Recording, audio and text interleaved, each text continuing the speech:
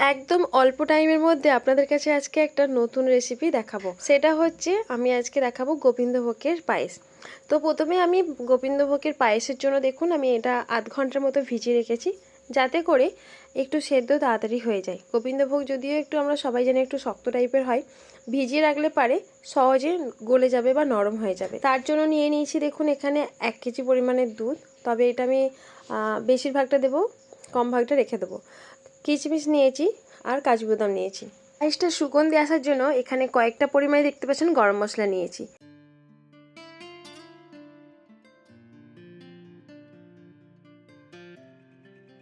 এই পায়েস রান্নাটা আপনাদের সাথে ইন্ডাকশান ওভেনেই করে দেখাবো। আমি বেশিরভাগ ইন্ডাকশান ওভেনেই রান্না করি।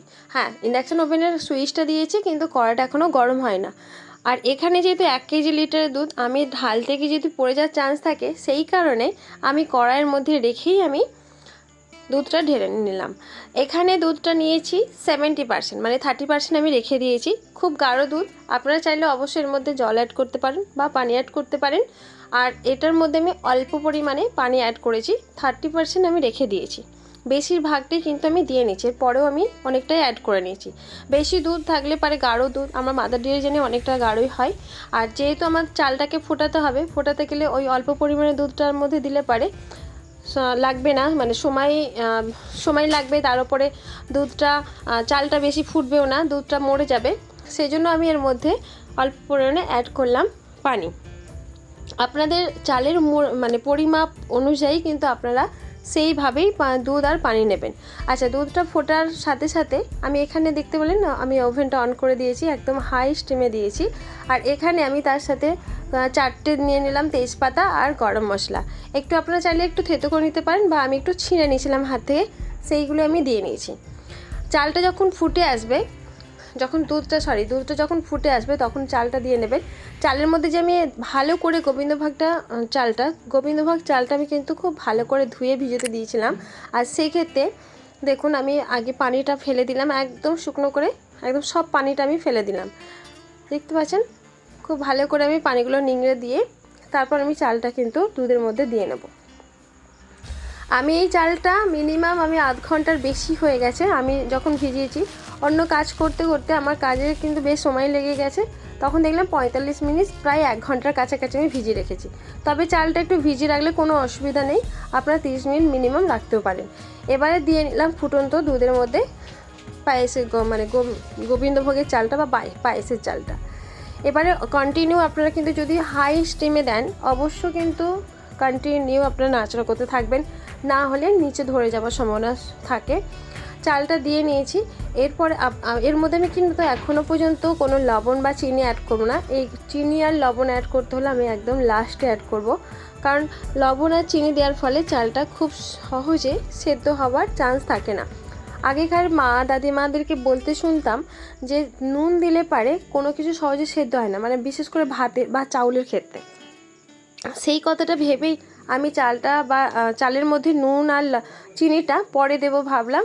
এখন ভালো করে কিন্তু নাড়তে থাকবো মাঝে মাঝে। আর এই দুধটা যত ফুটবে তত মানে ভালো তাড়াতাড়ি মানে চালটা সেদ্ধ হতে থাকবে। দেখতে পাচ্ছেন ফুটতে ফুটতে কিন্তু এই পর্যায়ে চলে এসেছে, প্রায় অনেকটাই 50% হয়ে গেছে। যদি এর মধ্যে মনে করেন যে দুধটা অনেকটা বসে যাওয়ার কারণে চালটা অনেকটা শক্ত আছে, তার মধ্যে কিন্তু মিডিলে পানি অ্যাড করতে পারেন। আচ্ছা, আমি বারে বারে এটাকে আপনাদেরকে সাজেস্ট করব, যখন আপনাদের দেখবেন 50 বা 60% চালটা হয়ে এসছে, মাঝে মাঝে আমরা যে ডাল খাই, সেই ডাল ঘুটি, এটা তোমরা কি বলে জানো, আমরা বলি ডাল ঘুটনি। তো ডাল ঘুটনি দিয়ে ভালো করে কিন্তু নেড়ে চেড়ে বারে বারে নেবেন, যাতে করে চালটা খুব সহজে মিহি হয়ে যায় বা পায়েসের মতো একদম গুঁড়ো হয়ে যায়। যদিও গোবিন্দভোগ ছোটো ছোটো, তারপরে যত গুঁড়ো হয়ে যাবে বা ছোটো ছোটো সাইজের হয়ে যাবে, তত কিন্তু অনেকটা মাখনের মতো লাগবে বা সফট লাগবে। আমি দেখলাম চালটা এখানে কিন্তু বেশ হতে বাকি আছে, আর দুধটা বেশ মরে আসছে, তখন আমি এর মধ্যে অ্যাড করে নিয়েছি পানি। আর একটু আপনারা চাইলে বারে বারে আমি কিন্তু ডাল ঘুটি থেকে আমি বারবার নাড়তে থাকবো, তার ফলে কিন্তু আপনাদেরই সুবিধা হবে, সহজে পায়েসটা কিন্তু ঘেঁটে যাবে বা পায়েসের মতো সফট হয়ে যাবে। তারপর দিয়ে নিলাম কিচমিচটা পায়েসের মধ্যে দিলে পরে অসাধারণ স্বাদ লাগে। তো এটা স্কিপ করার মানে কোনো প্রশ্নই আসে না। আমি অনেক ক্ষেত্রে পায়েসের মধ্যে কাজু বাদামটা দিতে চাই না, কারণ কাজু বাদামের স্বাদটা একদম পেনে টাইপের হয়ে যায়। এমনি তো কাজু বাদামের স্বাদ একটু পেনসে টাইপের, তারপর রান্না করার পরও সেটা কিন্তু আলাদা হয়ে যায়, যেটা আমার বাড়িতে কেউ পছন্দ করে না, বেছে বেছে ফেলে দেয়। তারপরও মনে হলো যে আমি একটু দিই, যেহেতু ভিডিও বানাচ্ছি আপনাদের সাথে, তো আপনারা দেখে হয়তো ইমপ্রেস হবেন। যদি আপনাদের ভালো লাগে, আমাদের যদি না ভালো লাগে আপনাদেরও তো ভালো লাগতে পারে, সেই হিসাবে দুটো অপশানে রাখলাম, কাজু বাদাম আর কিশমিশ। হ্যাঁ, এবারে চলুন, আমার কিন্তু এখানে পায়েসের চালটা খুব মিহিভাবে মিশে গেছে, পুরো পায়েসের মতোই নরম হয়ে গেছে। এবারে চিনি দেওয়ার পালা। হ্যাঁ, আমি চিনিটা 2 বাউল নিয়েছি। তবে আপনারা যেরকম চাইবেন, যেরকম স্বাদ মানে মিষ্টি খেতে চাইবেন, পায়েস অবশ্যই মিষ্টিটা একটু বেশি ভালো লাগে, স্বাদ লাগে। আপনাদের পরিমাণ মতো বা আপনাদের শরীর বুঝে সেরকম মিষ্টিটা দেবেন, ঠিক আছে। এখনও অনেকেই আসে মিষ্টি খেতে পারেন না বা পেনে খেতে হয়, শরীর অনুযায়ী দেবেন। তবে আমি এখানে পায়েসটা বেশি করেই মিষ্টিটা দিলাম, পায়েসে মিষ্টি খেতে বেশ ভালো লাগে। আর এখানে আমি লবণ দেখতে পেলেন, আমি একটু লবণ দিলাম, কারণ লবণ না দিলে পরে মিষ্টি বোঝাই যায় না। অল্প পরিমাণে, খুব না বেশি হয়ে যায় আর খুব কম না হয়ে যায়, একদম আন্দাজ মতো করেই আপনারা কিন্তু দেবেন। দেখুন, এখানে আমি বারবার নাড়তে থাকছি, কারণ যখন আপনারা চিনিটা দেবেন পায়েসের মধ্যে, তখন একটা চিনি থেকে যে গলে যাওয়ার পর যে একটা পানি জাতীয় ভাব হয়ে যায়, তখন দেখতে পাচ্ছি আপনাদের পায়েসে যেরকম একটু গাঢ় দেখিয়েছিলাম, তার থেকে কিন্তু আরও একটু নরম টাইপের হয়ে গেছে। এই পানি ভাবটা আমাকে কিন্তু মারতে হবে। তখন আরও কিছুটা সময় ধরে কিন্তু আমি ওভেনে বসিয়ে রেখেছিলাম, যার ফলে পানিটা মরে যায়, একটু গাঢ় টাইপের হয়ে যায়। পায়েস খুব নরম খেতে ভালো লাগে না, আবার খুব গাঢ় খেতেও ভালো লাগে না। তবে কি বলুন তো, এখানে অনেক ক্ষেত্রে কি হয়, ঠান্ডা হয়ে যাওয়ার পর পায়েসটা কিন্তু বসে যায়, জাম হয়ে যায়, তখনও কিন্তু একটা টেস্ট লাগে। তবে একদম বসে গেলে সেখানেও আমার খারাপ লাগে। তো সেই হিসাবেই, সেই আন্দাজ করেই কিন্তু আপনারা সেরকম নরম টাইপের রাখবেন। ঠান্ডা হয়ে গেলে যাতে খুব বসে না যায়, আর ঠান্ডা হয়ে গেলে যেই পরিমাণে আপনাদের পছন্দের, যেরকম খেতে পছন্দ করেন সেই রকম রাখবেন।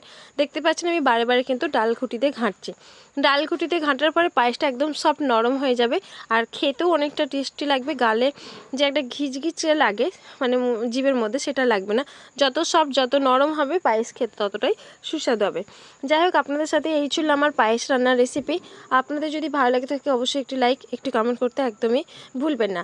আর তবে হ্যাঁ, এই পায়েসের মধ্যে আপনারা অবশ্যই ঘি লাস্টে অ্যাড করবেন। ঘিতে যে স্মেলটা বার হয়, তার ফলে পায়েসটা খেতে আরও দুর্দান্ত হয়ে যায়, আরও বেশি সুস্বাদু হয়ে যায়। তো এখানে অবশ্যই আপনারা ঘি অ্যাড করবেন। আমি পায়েসের মধ্যে কিন্তু দাঁড়িয়ে এটা আমি স্টিমে রেখেছি, দেখতে পাচ্ছেন। আমি বারবার নাড়াচাড়া করছি এই কারণে, এই পায়েসটা বারবার আপনারা নাড়াচাড়া করবেন। আমি এই কারণেই নাড়াচাড়া হয়তো বারবার করছি, কারণ যেহেতু অনেকটা পরিমাণে গাঢ় হয়ে গেছে, আর এই গাঢ়র কারণে নিচে ধরে যাওয়ার চান্সটা খুবই থাকে। তাই আপনারা একদম একভাবে না নাড়াচাড়া স্টিমে রাখবেন না, মাঝে মাঝে অবশ্যই কিন্তু নাড়তে থাকবেন, নিচে নালে ধরে যাবার বা পুড়ে যাবার সম্ভাবনা থাকে। আর এই যে দেখতে পেলেন আমি অনেকটা পরিমাণে ঘি দিলাম।